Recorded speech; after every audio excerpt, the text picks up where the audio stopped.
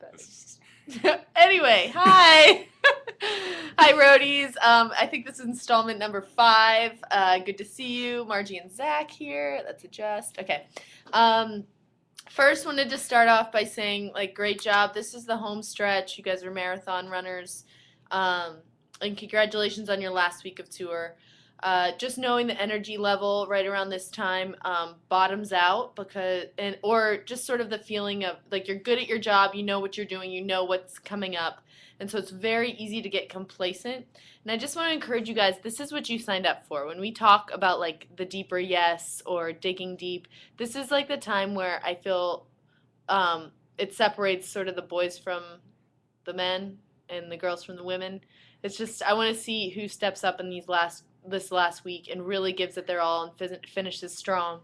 I guess I can just say for myself, I can think of the end of my last job, and I knew that I was moving on, and I didn't finish strong at all. And I seriously think it's like one of the biggest regrets of my life. And I just hope none of you guys can leave here saying that. I know you've tried so hard, and but just know there's more reserves than you think there are. So on those times where you're like, should I work harder? Should I stay up? Should I do this?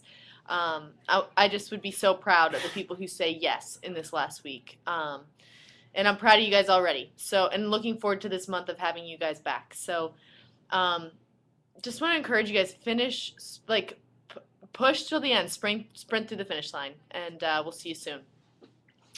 The next thing Ben said this the other day, and I totally agree with him, that we're probably the most efficient we've ever been in our life because we're working on the smallest staff, but we also have the most going on. One of the things is the hometown shakedown. I'm getting the sense, because I get the sense in the office too, that some people understand it who need to, and then other people who don't need to are just sort of letting it happen. I just want to encourage you all, this is a movement project. We're all involved. You need to read all the questions because people are going to have questions and they're going to come to you as if you were a team leader, even if you're not visiting the city or the congressional office. You're just as important in marketing it. At the bottom of this email, we're going to put a link to the Hometown Shakedown blog post. And because it didn't get as much airtime on the homepage, we're asking that every single one of you guys put it on your Facebook update at least a couple times, your personal and your IC Facebook, so that we can advertise it and get the buzz going about it. It has all the information there, and it's really probably the most strategic effort we've made towards this bill, which could have the greatest impact. And so please take care of that. Please understand it all. And then I just want to encourage you guys to, if you are not a team leader or not going to one of the meetings, I'm sure you're bummed out or you're feeling like, oh, I wish I could. But don't use that as an excuse to not participate and be involved. The best example I can think of is Nathan Canning. He didn't get to go to How It Ends, even though he'd been working on that campaign for a year. But he still pushed so hard towards it, was making his phone calls. Please recognize the position that you're playing, no matter where it is. And know it's really vital that you're able to take that disappointment aside that you can't go and charge forward with it. So I really want to encourage you guys to play your part, know your stuff right and left, and advertise for this event because it really has huge legs. Zach? All right, Schools for Schools update. We're sitting just over $116,000 right now, 1,400 schools, and 35,000 books. There's only 1 month left, so get on your schools. We've heard reports of schools with like 5-figure checks out there. What? I didn't know that. Yeah, there's some schools doing some big things out there, and so make sure you're on the Google Doc just to let us know what's going on there. And it's crucial that in the notes section, make sure you put down the date of the last time you talked to your schools.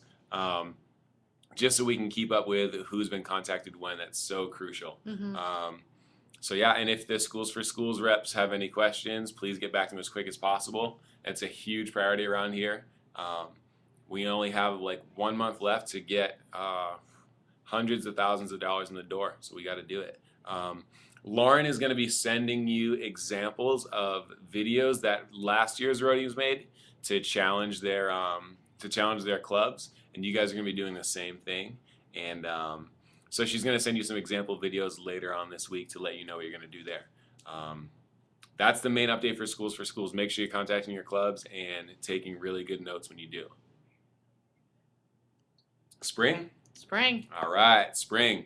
So a lot of you we know are applying for the spring. You might have heard whispers, but we just there's going to be another video coming either today or tomorrow, giving you the update on what's happening in the spring. But we came to the conclusion, well, the guys came to the conclusion that we're not going to do an event this spring, which we had initially been planning on, but it just doesn't make sense. Is where the conflict is now, an event is not the best thing to do, so we're not going to do one. Instead, we're going to do what's called the Legacy Tour, which we're really excited about. This is going to be the most exciting tour we've ever done. It's going to be amazing, and we'll lay it out in the next video. But there are some major HR implications on it. Because there's no event, it means that there's no regional assistant position.